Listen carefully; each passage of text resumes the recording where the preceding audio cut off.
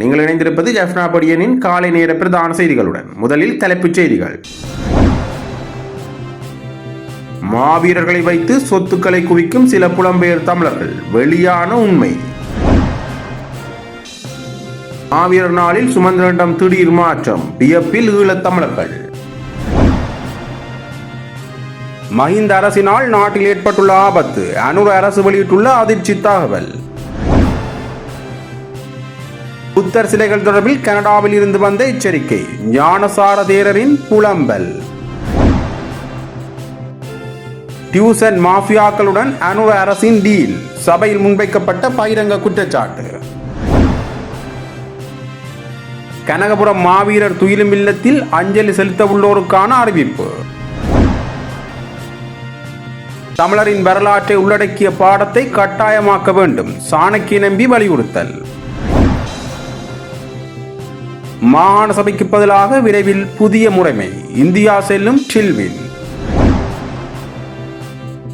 மாவீரர் தின ஏற்பாட்டு குழுவுக்கு தமிழ் தேசிய மக்கள் முன்னணியால் அச்சுறுத்தல். தமிழர்களால் முன்னெடுக்கப்பட்ட போராட்டம், அன்றோவிற்கு பகிரங்கமாக விடுக்கப்பட்ட எச்சரிக்கை. மாவீரர் நாளில் ஜாலில் கடையடைப்பு, விடுக்கப்பட்ட கோரிக்கை. மாவீரர்களை வைத்து சொத்துக்களை குவிக்கும் புறம்பெயர் வாழும் ஒரு சிலர் அடுத்து வரவுள்ள திருத்தச் சட்டத்தில் தமிழர்களுக்கான பிரச்சினைக்கு தீர்வு வழங்க வேண்டிய நிலை உள்ளது. இதில் புலம்பெயர் தேசத்தில் உள்ள புத்திஜீவிகள் பெரும் பங்காற்றுகின்றனர் என்று தேசிய மக்கள் சக்தியின் கொழும்பு மாவட்ட ஊடக இணைப்பாளர் தாகா ஐன்ஸ்டீன் தெரிவித்துள்ளார். தனியார் ஊடகம் ஒன்றுக்கு வழங்கிய நேர்காணலிலேயே அவர் இவ்வாறு தெரிவித்துள்ளார். தொடர்ந்து கருத்து தெரிவித்த அவர், தமிழர்களின் பிரச்சனை குறித்து சிந்திக்கக்கூடிய பலர் புலம்பெயர் தேசத்தில் உள்ளார்கள். ஆனாலும் இந்த நாட்டிற்குள் தொடர்ந்தும் பிரச்சனை இருக்க வேண்டும் என்ற அடிப்படையில் ஒரு தரப்பினர் உள்ளனர்.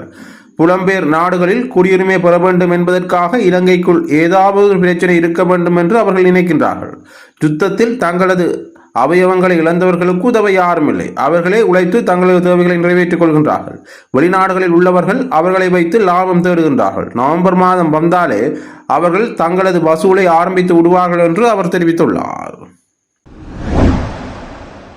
மாவீரர்களின் உயிர் தியாகத்துக்கு பதிலாக இனத்துக்கு விடுதலை கிடைக்க வேண்டும் என தமிழரசு கட்சியின் பொதுச் செயலாளர் சுமந்திரன் தெரிவித்துள்ளார்.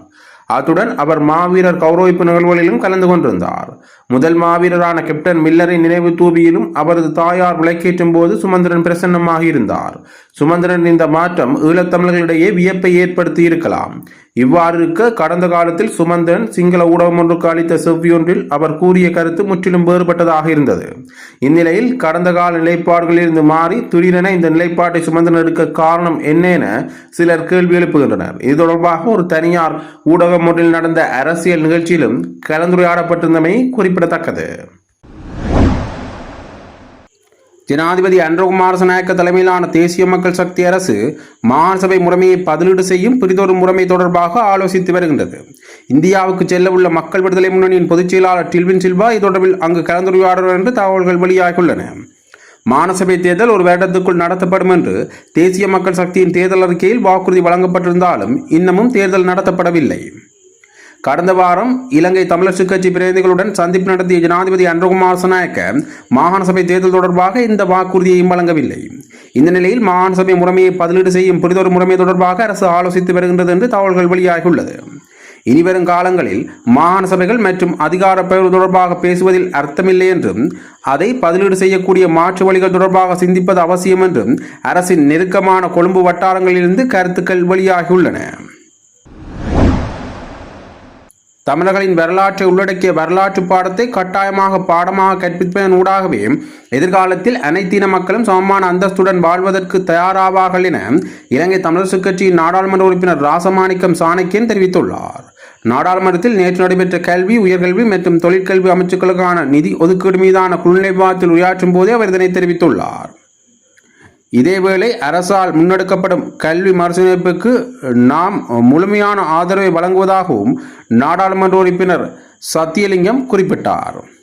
வெளி மாவட்டங்களிலிருந்து வருகை தரும் ஆசிரியர்கள் மற்றும் மாணவர்களுக்கு தேவையான போக்குவரத்து வசதிகளை அரசு ஏற்படுத்தி கொடுப்பது குறித்து கவனம் செலுத்த வேண்டும் என்று நாடாளுமன்ற உறுப்பினர் ரிசாத் பதுதீன் கேட்டுக்கொண்டுள்ளார்.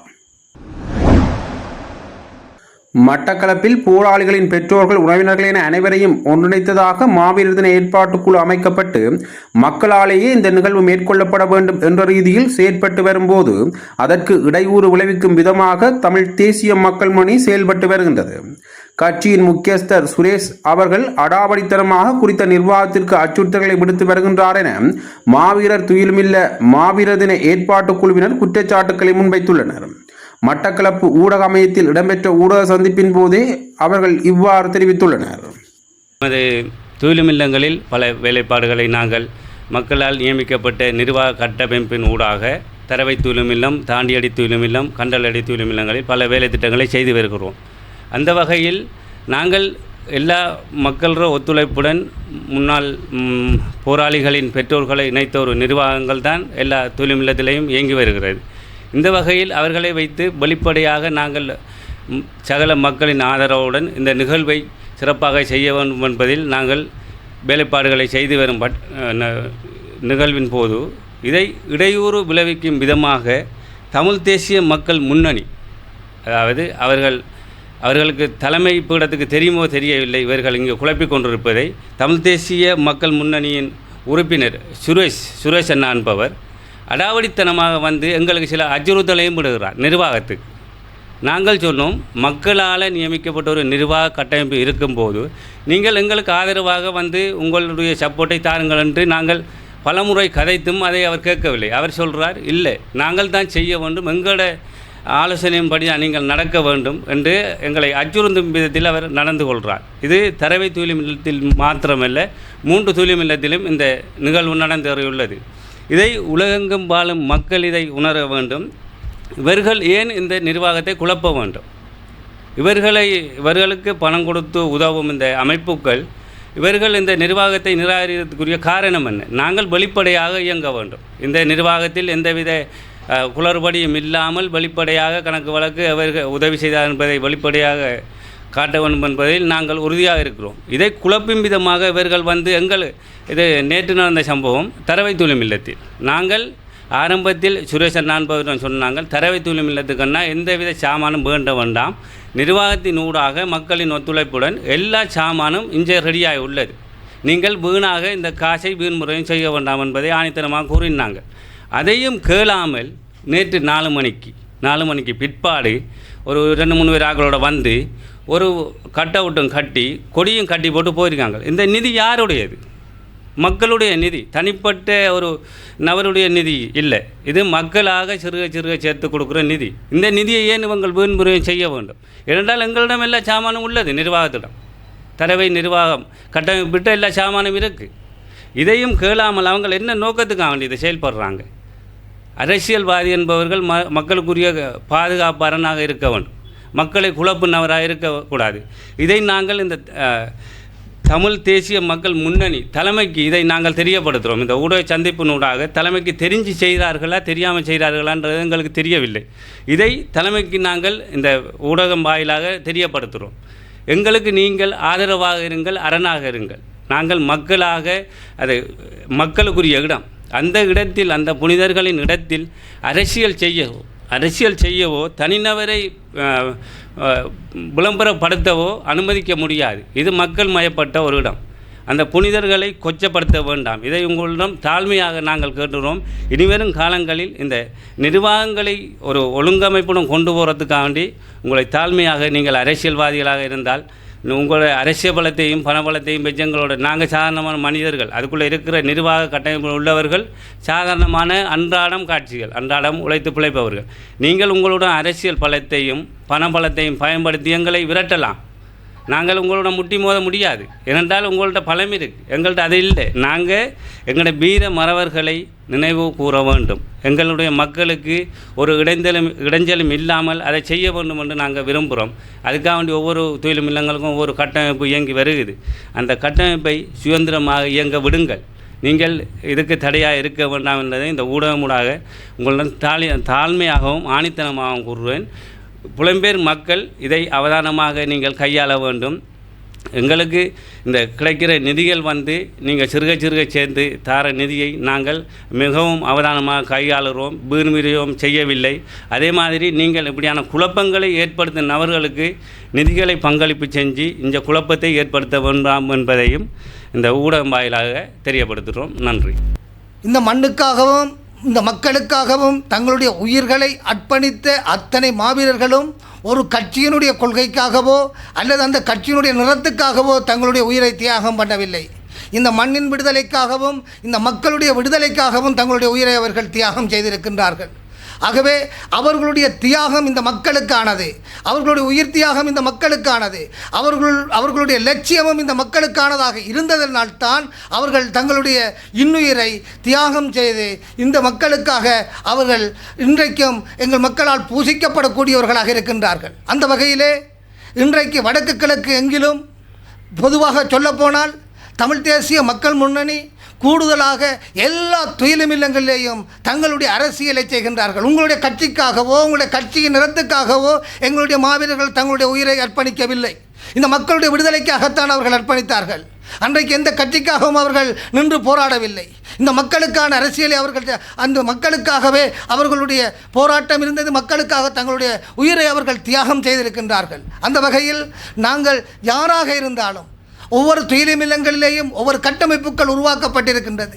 அந்த கட்டமைப்புகளோடு இணைந்து உங்களுடைய வேலைகளை செய்ய வாருங்கள். அந்த கட்டமைப்புகளுக்கு என்னென்ன உதவிகள் தேவையோ அதை அந்த கட்டமைப்பில் இருக்கிறவர்களிடத்தில் கேட்டு நாங்கள் எங்களிடத்தில் இந்த வளங்கள் இருக்கின்றது, இந்த வளங்களை நாங்கள் உங்களுக்கு தருகிறோம், அதன் மூலமாக இந்த துயிலும் இல்லத்திலே இந்த நினைவேந்தலை நாங்கள் நாங்களும் உங்களோடு இணைந்து வருகிறோம் என்று வாருங்கள். ஆனால் அப்படியான விடயங்கள் அல்ல.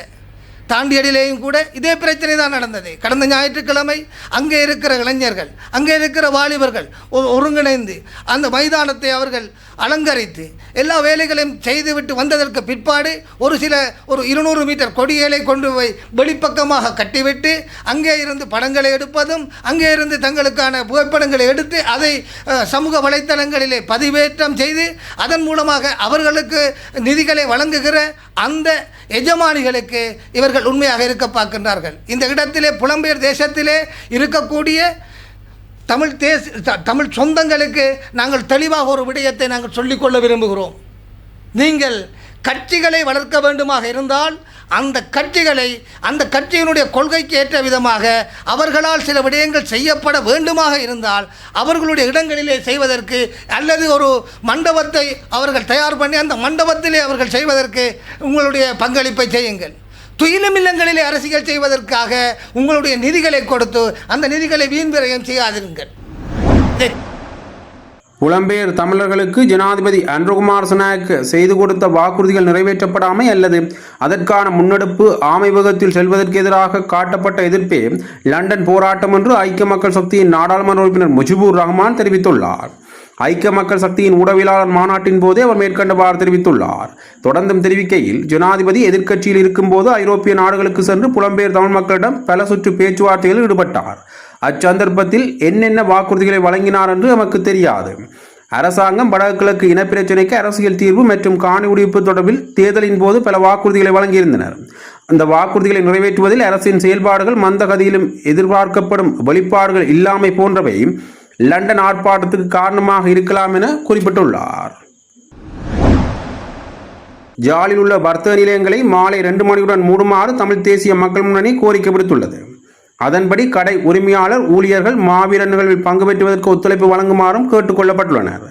தமிழ் தேசிய மக்கள் முன்னணியின் ஜாழ் மாநகர சபை உறுப்பினர்களுக்கும் ஜாழ் வணிகர் கழக பிரதிநிதிகளுக்கும் இடையிலான சந்திப்பு ஒன்று இன்று இடம்பெற்றுள்ளது. குறித்த கோரிக்கை நேரில் சந்தித்து எழுத்து மூலமாக முன்வைக்கப்பட்டது. அவர்கள் இது தொடர்பில் சாதகமான வாக்குறுதிகளை தந்துள்ளதாக ஜாழ்ப்பாணம் மாநகர சபையின் உறுப்பினர் ரத்தினம் சதீஷ் தெரிவித்துள்ளார். இதேவேளை வடக்கு கிழக்கில் அனுஷ்டிக்கப்பட உள்ள மாவீரர் தினத்தை முன்னிட்டு ஜாழ்ப்பாணத்தில் மஞ்சள் சிவப்பு கொடி கட்டப்பட்டுள்ளது. மாந்தை கிழக்கு பிரதேசபையின் ஆளுகைக்கு உட்பட்ட வர்த்தகர்களுக்கு இந்த மாதம் மாவீரர்களின் மாதம் உணர்வெழுச்சி மாவீரர் நாளில் வர்த்தகர்கள் வாணிபங்களை மூடி ஒத்துழைப்பு வழங்குமாறு கோரிக்கை விடுக்கப்பட்டுள்ளது. முல்லைத்தீவு மாவட்டத்தின் மாந்தை கிழக்கு பிரதேசபையின் தவிசாளர் ராசையா நளினியால் குறித்த கோரிக்கை விடுக்கப்பட்டுள்ளது. தொடர்ந்தும் செய்திகளை அறிந்து கொள்ள ஜெஃப்னா புடியன் யூடியூப் தளத்தோடு இணைந்திருங்கள். நன்றி, வணக்கம்.